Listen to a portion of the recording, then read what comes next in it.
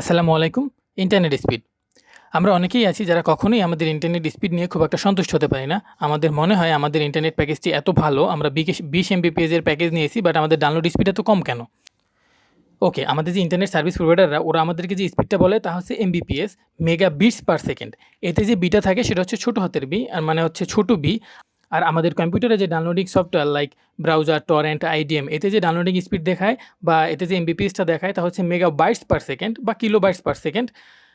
So এই দুইটার ভিতরে যে পার্থক্য আছে তা আমাদের জানা খুবই জরুরি। তা না হলে আমাদের কনফিউশন কখনোই শেষ হবে না। সারাদিন ফোন দিয়ে শুধু সার্ভিস প্রোভাইডারদেরকে গালাগালি করবো, কিরে ভাই 20 এমবিপিএস এর প্যাকেজ নিলাম, ডাউনলোড স্পিড এত কম কেন, হ্যান ত্যান ইত্যাদি ইত্যাদি।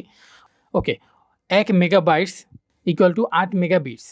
সো আমরা যদি 20 এমবিপিএস এর ইন্টারনেট সার্ভিস নিয়ে থাকি, তার মানে হচ্ছে 20 মেগাবিটস পার সেকেন্ড, সেটাকে আমরা 8 মেগাবাইটস পার সেকেন্ডে যদি ভাগ দিই তাহলে আমাদের আসে হচ্ছে 2.5 মেগাবাইটস পার সেকেন্ড। বাট দুইটাই সেম, এমন না যে 20 মেগাবিটস পার সেকেন্ড খুব একটা বেশি আর 2.5 মেগাবাইটস পার সেকেন্ড খুব একটা কম। আমাদের এই বিটস অ্যান্ড বাইটসের পার্থক্যটা বুঝতে পারলে আমাদের কনফিউশন শেষ হয়ে যাবে। আশা করি বুঝতে পেরেছেন। ধন্যবাদ।